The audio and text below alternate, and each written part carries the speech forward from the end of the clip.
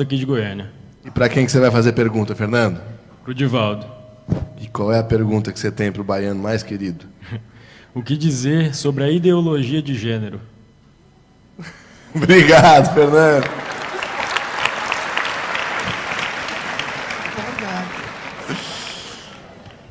Pinga fogo, Di. Eu diria em frase muito breve que é um momento de alucinação psicológica da sociedade.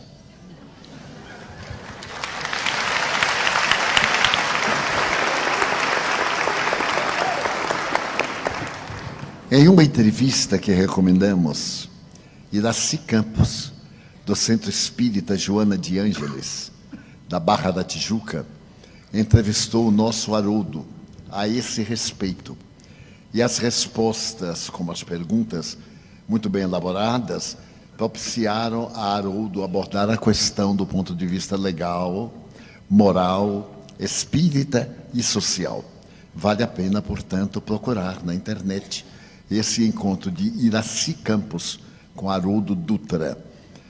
Haroldo disse, em síntese, eu peço licença a ele, que se trata de um momento muito grave da cultura social da Terra e que é naturalmente algo que deveremos examinar em profundidade, mesmo porque nós vamos olhar a criança, graças à sua anatomia, como sendo o tipo ideal.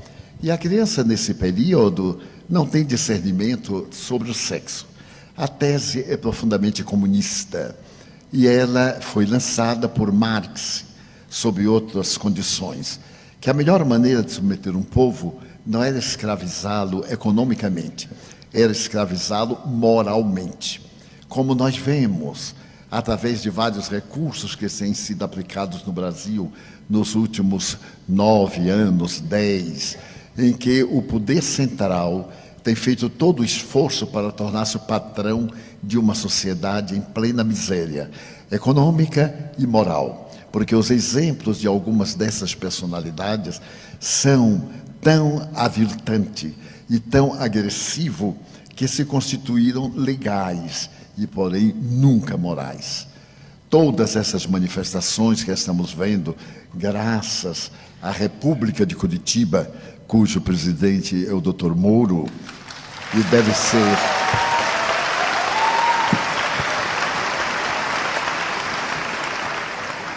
o desnudar da hipocrisia e da criminalidade. Aliás, o Evangelho recomenda que não deveremos provocar o escândalo. E o nosso venerando juiz não provocou o escândalo, atendeu a uma denúncia muito singela.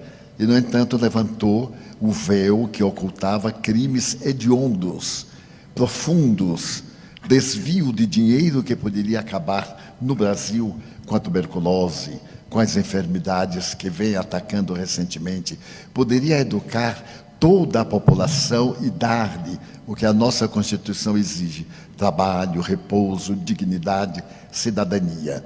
Mas determinados comportamentos de alguns do passado muito próximo estabeleceram o marxismo disfarçado e a corrupção sob qualquer aspecto como um princípio ético. A teoria de gênero é para criar na criança, no futuro cidadão, a ausência de qualquer princípio moral. Uma criança não sabe discernir, somente tem curiosidade. No mesmo banheiro, um menino e uma menina irão olhar-se biologicamente, sorrir e perguntar o de que se tratava aquele aparelho genésico, que é desconhecido. Então nós devemos repudiar de imediato e apelar para aqueles em quem nós votamos, somos responsáveis, e gritar para eles que somos contra, totalmente contra, essa imoralidade ímpar.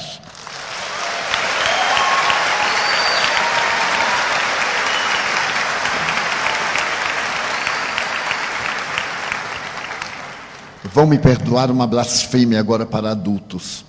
Os espíritas somos muito omissos.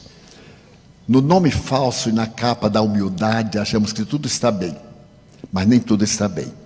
É necessário que nós tenhamos voz. O apóstolo Paulo jamais silenciou ante o crime, a imoralidade, e Jesus, muito menos. Ele deu a César o que era de César. mas não deixou de dar a Deus o que é de Deus. Muitas aberrações nós silenciamos. Afinal, disfarçadamente, vivemos numa república democrática. E os nossos representantes lá chegaram pelo nosso voto. Já está na hora de acabar de votar por uma opercata japonesa. Já está na hora de deixar de votar por causa do emprego que vai dar ao nosso filho. Pensarmos na comunidade. Uma comunidade justa não faltará emprego para todos. Uma sociedade justa, de homens de bem, de mulheres dignas, naturalmente estabelecerá as leis de justiça e de equidade. Então nós evitaremos essas aberrações. O aborto provocado, esse crime hediondo que está sendo tentado tornar-se legal, por mais que seja legal, nunca será moral. Não somos contra quem aborta por essa ou aquela razão. Falamos em tese, matar é crime, seja qual for a aparente justificativa. E agora, com a tese de gênero, estamos indiferentes. E de um momento para outro, pela madrugada, os nossos dignos representantes adotam. Falávamos ontem a respeito de cartilhas do Ministério da Educação depravadas para corromper as crianças e que as escolas estão devolvendo ao Ministério. Que Ministério de Educação é esse? Que estabelece fatos?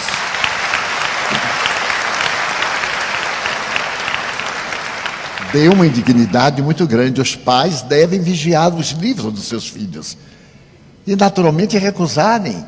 Nós temos o direito de recusar. Nós temos o dever de recusar. Victor Hugo já nos falava há mais de 150 anos, um grande pecado é a omissão.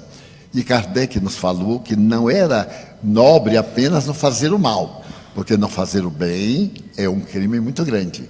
Então precisamos ser mais audaciosos, espíritas, definidos, termos opinião. A doutrina nos ensina. E para os jovens, eu direi que há uma ética, liberdade. O sexo é livre, livre sim, mas ele não tem a liberdade de indignificar a sociedade.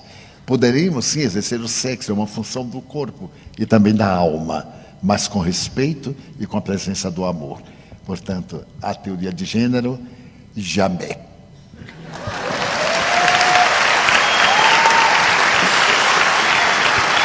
Muito bem.